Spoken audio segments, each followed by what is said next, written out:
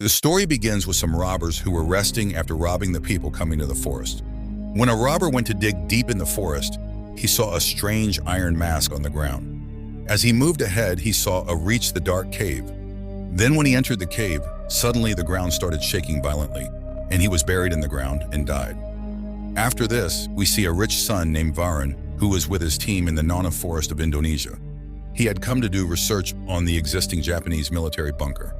This bunker was from the time of the Second World War. He was accompanied by his girlfriend Saling and a scientist named Ray.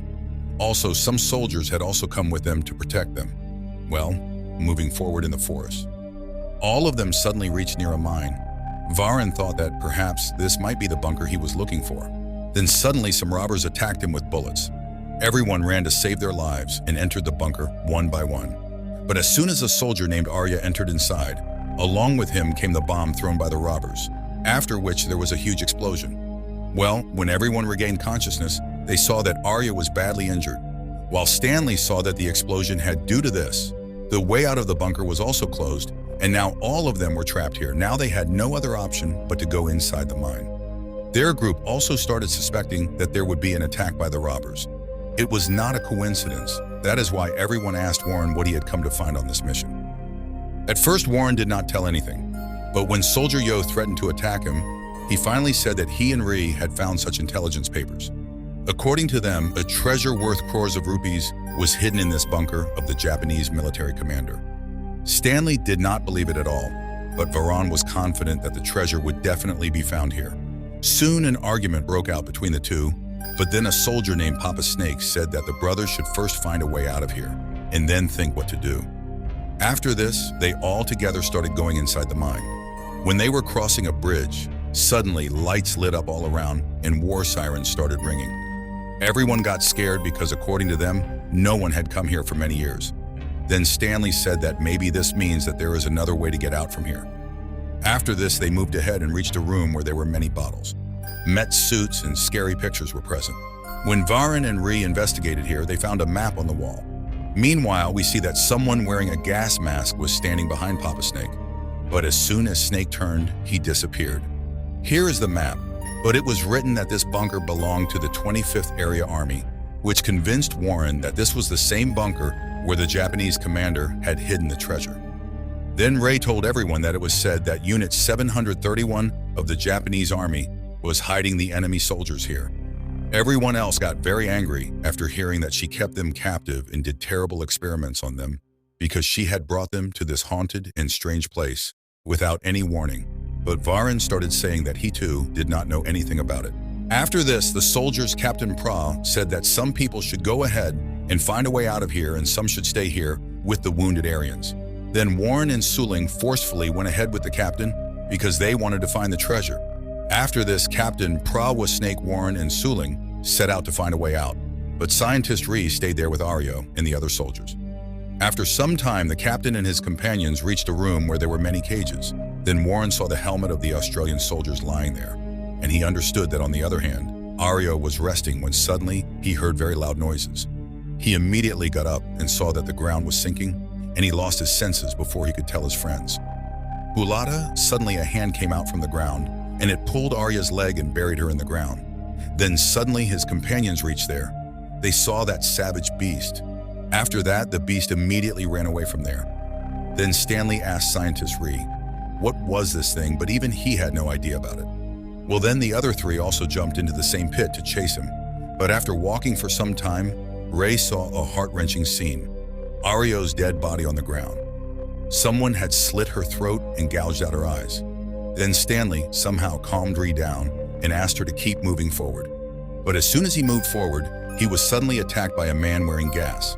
On the other hand, Jocko, he was searching for his companions when suddenly he entered a chamber where skeletons of many human beings were lying, and the dead body of the robber whom we had seen in the beginning of the story was also lying in a very painful condition. Within a few moments, similar brutes had killed him. They were surrounded, but Jocko opened fire on them, but it had no effect on them, and they were moving forward when suddenly one of them attacked his head and stole his rifle. They kept attacking, but Jocko somehow threw the beast away with his strength, but now he could not see anything. Now many beasts were moving towards him from all sides. Jocko took out his pistol and fired bullets without thinking.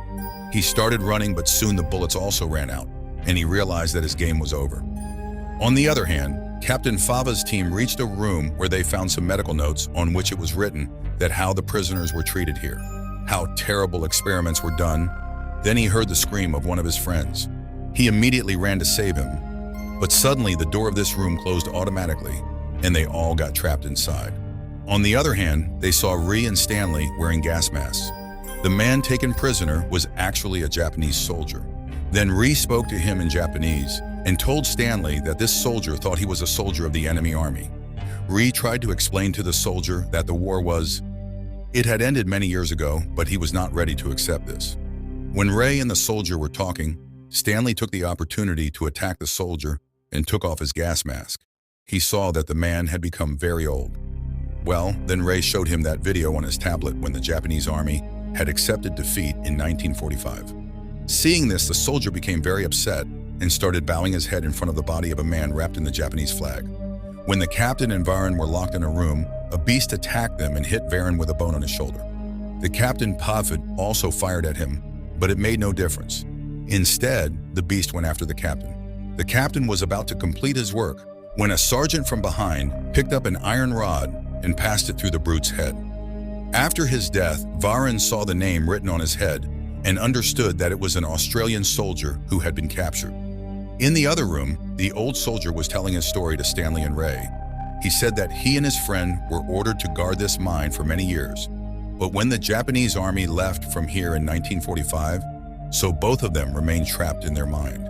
He told that he had killed his friend also because he wanted to give up and get out of here, and all the beasts roaming here were actually enemy soldiers who were facing very dangerous and terrible consequences.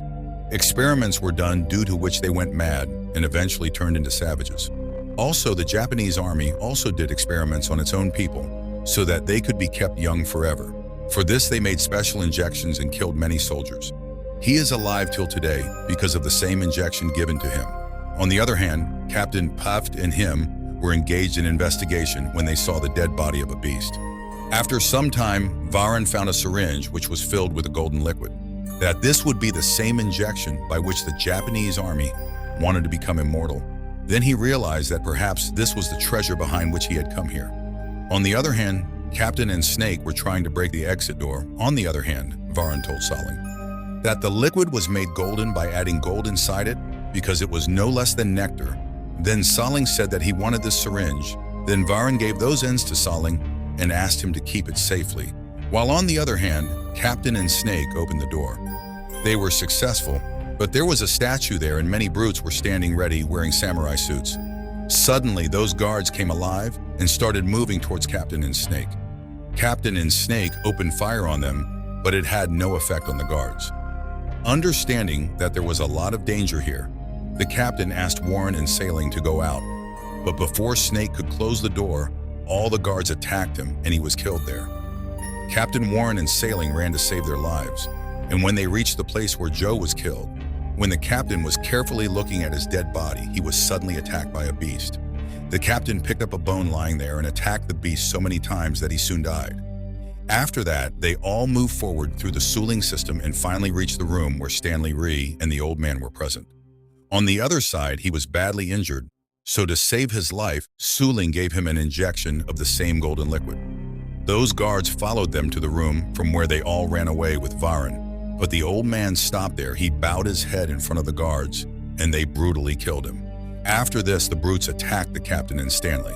When she was attacked, she started trying to get out of the door with Saling Varan. Meanwhile, Rhee helped the captain and Stanley in facing the criminals. Meanwhile, the guards arrived there and the captain asked Rhee and Stanley to run away from there. Rhee and Stanley went into the mine through the ventilator, but Captain Pavid was killed by the guards.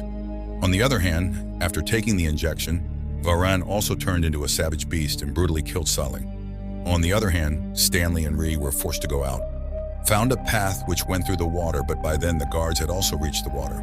Rhee and Stanley immediately moved ahead through the water path, and after some time Rhee came out and called out to Stanley, but no response came, because actually, Stanley was also killed by the guards.